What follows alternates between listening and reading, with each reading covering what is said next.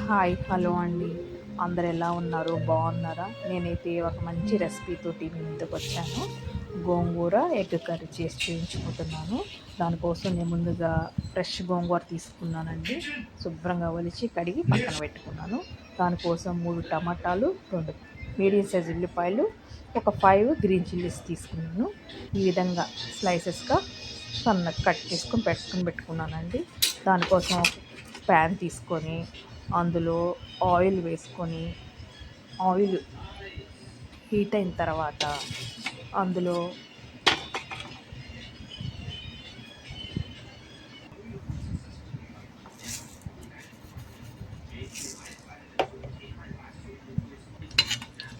Only జీలకర్ర మాత్రమే వేస్తున్నానండి. నేను ఇంకా ఏం వేయట్లేదు.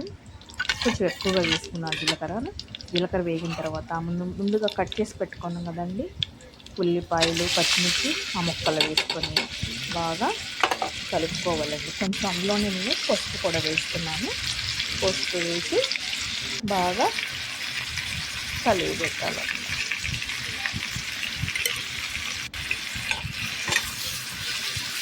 కొంచెం సాల్ట్ ఎక్కువ వేయలేదండి, కొంచెం వేసాను. మళ్ళీ వేస్తాను. ఇవి వేగడం కోసం అని చెప్పి ఆనియన్స్ ఇవి వేసాను. ఇవి కొంచెం మరీ బ్రౌన్గా వేగాల్సిన అవసరం లేదు, లైట్గా వేస్తే సరిపోతుందండి.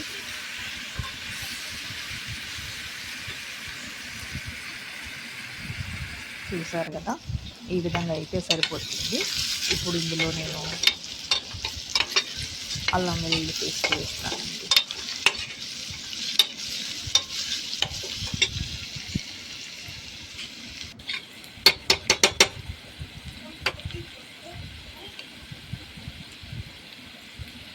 అల్లం వెల్లుల్లి పేస్ట్ వేసిన తర్వాత కొంచెం ఎక్కువే తీసుకున్నానండి, 1.5 స్పూన్ ఏం పడుతుంది. వేసుకొని బాగా కలిగి పెట్టుకోవాలి. అల్లం వెల్లుల్లి పేస్ట్ వేగిన తర్వాత మనం సన్నగా చూసారా, నేను చూపించిన విధంగా గోంగూర, టమాటా రెండు ఈ విధంగా కట్ చేసి పెట్టుకున్నానండి. సన్నగా అన్నమాట, అంటే పెద్ద పెద్దగా ఉంటే బాగుండదు కదా అని చెప్పి. ఇప్పుడు ఆనియన్స్ ఇవన్నీ అల్లం వెల్లుల్లి పేస్ట్ వేగాయి కదండి, అందులో నేను టమాటా ముక్కలు వేసి బాగా కలుపుకొని మూత పెట్టి లో టు మీడియంలో పెట్టుకొని మంచిగా ఉడికించుకుంటే కూర టేస్ట్ బాగుంటుంది. ఈ విధంగా మీడియంలో కలిపేసి నేను మూత పెట్టి మధ్య మధ్యలో కలుపుకుంటూ ఉండండి. మూత తీసింది, నేను అదంతా చూపించలేదు, లాంగ్ అవుతుంది వీడియో అని చెప్పేసి. చూసారు కదా, టమాటా ఈ విధంగా మగ్గిందంట. ఇప్పుడు ఇందులో మనం తరిగి పెట్టుకున్న గోంగూర ఉంది కదండి, అది వేసేసి నేను కలపట్లేదండి. ఇది కొంచెం పైకి వచ్చింది కదా, కొంచెం సేపు ఆగామనుకో 2 మినిట్స్ మంచిగా లోపలికి వెళ్ళిపోతుంది కదా, అప్పుడు కలపచ్చు అన్న ఉద్దేశంతో మూత పెట్టాను అనమాట. చూసారు కదా, ఇప్పుడు మూత తీసేసరికి అంతా మంచిగా ఇదైంది. ఇప్పుడు మంచిగా మిక్స్ చేసుకున్నాం అండి. ఈ విధంగా బాగా కలుపుకొని మధ్యలో ఇట్లా స్టవ్ లోలో పెట్టుకొని మధ్యలో ఇలా మిక్స్ చేసుకుంటూ నీట్గా ఉడికించుకుంటాం. వీడియోలో చూపిస్తున్న విధంగా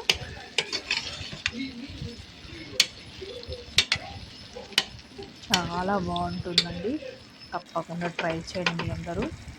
గోంగూర ఎగ్ కర్రీ, అందులో నేను టేస్ట్కి తగ్గట్టుగా కారం, మీ టేస్ట్కి తగ్గట్టుగా మీరు వేసుకోండి. ఉప్పు కారాలు అనేవి అందులోనే కొంచెం ధనియాల పొడి ఎక్కువ వేసుకోవద్దండి, అందులో కొంచెం జీలకర్ర పొడి అండి. ఇవి వేసి బాగా మరొకసారి కలిపేసుకొని అరుస్తున్నాడు. ఈ విధంగా బాగా కలుపుకొని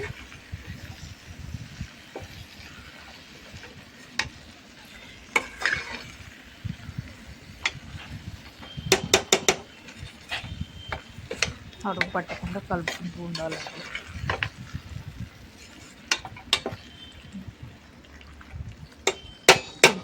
మళ్ళీ మరొకసారి మూత పెట్టి ఒక 2 మినిట్స్ 3 మినిట్స్ ఉడికించుకున్నాం. చూసారు కదా, ఈ విధంగా ఆయిల్ సపరేట్ అవుతుంది కదా. ఇప్పుడు కొంచెం నేను వాటర్ వేసుకుంటున్నాను. ఇందులో వాటర్ వేసుకొని మరొకసారి కలుపుకొని స్టవ్ నేను ఇప్పుడు మీడియంలోకి అడ్జస్ట్ చేస్తున్నాను. మీడియంలో పెట్టి ఉడికించుకుంటాను. అంటే చాలా బాగుంటుంది అన్నం. వేడి వేడి అన్నంలో కనుక వేసుకొని తింటే ఒకసారి చేసుకుని తిన్నారనుకోండి, మళ్ళీ మళ్ళీ ఇలాగే అడుగుతారనమాట మీ పిల్లలు కానీ ఇంట్లో వాళ్ళు కానీ. నేను ఇక్కడ పప్పు గుత్తితోటి తీసుకొని మరి కొంచెం మెత్తగా ఇట్లా స్మాష్ చేస్తున్నానండి. మరీ ఇదిగా ఉంటే బాగుండదు కదా, పిల్లలు ఇష్టపడరు. అందుకని కొంచెం సాఫ్ట్ స్ట్రక్చర్ వస్తుందని చెప్పేసి నేను పప్పు గుత్తితోటి ఈ విధంగా చూశారనమాట. ఇప్పుడు నేను టేస్ట్ చూస్తున్నానండి, ఉప్పు కారం ఏదైనా సరిపోయిందా లేదని. నాకైతే కారం తక్కువ అనిపించింది, ఉప్పు కారము. అందుకని చెప్పి కారం వేసాను, కొంచెం ఉప్పు వేసానండి. ఈ విధంగా కలుపుకొని మనం ముందుగా ఉడికించి పెట్టుకున్నానండి కోడిగుడ్లు, 5 కోడిగుడ్లు తీసుకున్నాను. ఆ ఉడికించుకున్న కోడిగుడ్లని ఈ విధంగా వేసుకొని బాగా మిక్స్ చేసి మూత పెట్టేసి ఉడికించుకున్నామండి. చూసారు కదా, ఈ విధంగా ఉడికిందనమాట. ఇందులో ఇప్పుడు నేను గోంగూర పులుపు ఉంటుంది కదండి, అందులో ఏదైనా సరే పులుపు కూరల్లో ఇట్లా మెంతి పొడి వేసుకున్నాం అనుకో టేస్ట్ బాగుంటుంది, పులుపు కూడా బ్యాలెన్స్ అవుతుంది అనమాట. ఇది ఒక మంచి టిప్గా ఉపయోగపడుతుంది. మెంతి పొడి వేసుకున్నాం కదండి, ఒక్కసారి బాగా మిక్స్ చేసుకొని మరొక్కసారి ఒక 2-3 మినిట్స్ ఉడికించుకుంటే ఆల్మోస్ట్ కూర అయిపోతుందండి. మూత పెట్టేసాను. చూసారు కదా, ఆల్మోస్ట్ అయిపోయింది. నేను ఇప్పుడు కొత్తిమీర అండి, కట్ చేసి పెట్టుకున్న కొత్తిమీర కొంచెం ఎక్కువగానే వేసుకుంటున్నాను. బాగుంటుంది గోంగూరలో ఈ కొత్తిమీర వేయడం, మంచి అరోమా వచ్చి టేస్ట్ మరి ఇంకొంచెం ఎక్కువ అవుతుంది అనమాట దాని టేస్ట్ అనేది. వేసి మిక్స్ చేసి 1 మినిట్ అట్లా చేసి స్టవ్ ఆఫ్ చేసిస్తే రెడీ అండి. ఎమ్మి గోంగూరకి కర్రీ రెడీ. మీరు ఈ రెసిపీని ట్రై చేసి తప్పకుండా మీ రెసిపీ ఎలా వచ్చిందో మీ ఫీడ్బ్యాక్ని కామెంట్ రూపంలో తెలియచేయండి. కామెంట్ అనేది చాలా అవసరం అండి. నేను మీతోటి మాట్లాడుతున్నట్టు ఉంటుంది. రెసిపీని తప్పకుండా ట్రై చేయండి. లైక్ చేయండి, షేర్ చేయండి, సబ్స్క్రైబ్ చేయడం మాత్రం మర్చిపోకండి.